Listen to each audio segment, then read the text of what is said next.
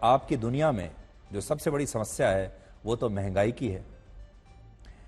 इसलिए अब हम आपको उसी महंगाई के बारे में बताएंगे जो साबुन, तेल, बिस्किट, चॉकलेट, नमकीन के पैकेट के साइज को लगातार छोटा करती जा रही है और आपको एहसास ही नहीं हो रहा। अंग्रेजी में एक शब्द है जो इसके लिए कहा जाता है, वो है श्रिंकफ्लेशन। इसका मतलब वो महंगाई जिसमें किसी उत्पाद की कीमत पहले जितनी ही रहती है लेकिन उसकी मात्रा कम हो जाती है और उस चीज का पैकेट छोटा होता चला जाता है, यानी श्रिंक हो जाता है। श्रिंक मतलब सिकुड़ जाता है। आप पैसा उतना ही दे रहे हैं लेकिन अब वो पैकेट जो है छोटा हो गया है। जैसे आपकी स्क्रीन पर हम आपको जो दिखा रहे हैं, मान लीजिए आपने एक बिस्किट का पैकेट लिया है 5 रुपए का। 2 साल पहले 5 रुपए का मिलता था और वो इतना बड़ा पैकेट होता था, उसमें ज्यादा बिस्किट आते थे।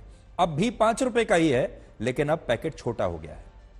पिछले 3 महीनों में घरों में इस्तेमाल होने वाला आम जरूरत का सामान 10% तक महंगा हो चुका है और इस महंगाई के कारण भारत के लोग जरूरी सामान के बड़े बड़े पैकेट खरीदने की बजाय अब उनके 5, 10 और 15 रुपए वाले छोटे पैकेट खरीद रहे हैं। और इसी चीज को देखते हुए बड़ी बड़ी मल्टीनेशनल कंपनियों ने या बड़ी कंपनियों ने अपने उत्पादों की कीमत बढ़ाने की बजाय उनकी मात्रा और पैकेट के साइज को छोटा करना शुरू कर दिया है। जैसे उदाहरण देखिए, इन कंपनियों ने 10 रुपए के साबुन की कीमत को बढ़ाकर 12 रुपए नहीं किया, 15 रुपए नहीं किया, बल्कि उन्होंने 10 रुपए में ही इस साबुन की मात्रा को श्रिंक कर दिया और इसके साइज को छोटा कर दिया। यह बात मुंबई की एक रिसर्च एजेंसी ने अपनी नई रिपोर्ट में बताई है। इस रिपोर्ट में लिखा है कि लगातार महंगाई बढ़ने से इन कंपनियों की चुनौतियां बढ़ गई हैं। अगर ये कंपनियां अपने सामान की कीमतों को बढ़ा देंगी, महंगा कर देंगी, तो उनकी आमदनी घट जाएगी, रेवेन्यू कम हो जाएगा। इसलिए कम हो जाएगा कि जैसे ही ये अपना दाम बढ़ाएंगी, लोग खरीदना कम कर देंगे और खरीदना कम कर देंगे तो इनकी आमदनी, इनका रेवेन्यू कम होगा और इन कंपनियों को नुकसान होने लगेगा। और इसी नुकसान से बचने के लिए वो श्रिंकफ्लेशन की मदद ले रही हैं। यह एक ऐसा तरीका है, एक ऐसा आइडिया है जिससे ग्राहकों को नुकसान और कंपनियों को फायदा ही फायदा होता है और ग्राहकों को पता ही नहीं चलता कि उन्हें नुकसान हो रहा है।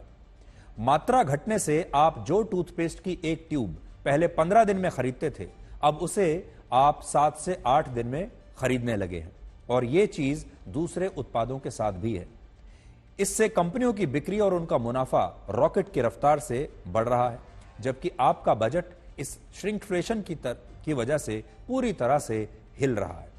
ज्यादातर कंपनियां कहती हैं कि वो अपने उत्पादों को महंगाई से बचाने के लिए ऐसा करती हैं, लेकिन यह भी पूरा सच नहीं है। पिछले 4 वर्षों में इस महंगाई के कारण लगभग सभी प्रोडक्ट्स का साइज 10 से 20% तक श्रिंक हो चुका है, यानी सिकुड़ चुका है। उदाहरण से समझाता हूं। जनवरी 2022 में हल्दीराम के 10 रुपए वाले पैकेट में 55 ग्राम आलू भुजिया आया करती थी, लेकिन अब इसमें उतने ही दाम में 42 ग्राम आलू भुजिया आती है।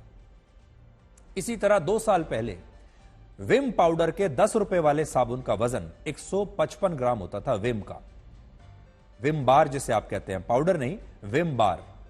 अब उतने ही पैसे में आपको 130 ग्राम का बार मिलता है। इसके अलावा वर्ष 2020 में पार्ले जी के 5 रुपए वाले पैकेट का वजन, बिस्किट का 5 रुपए वाले पैकेट का वजन 88 ग्राम था। अब 5 रुपए में ही इसका वजन 55 ग्राम हो चुका है।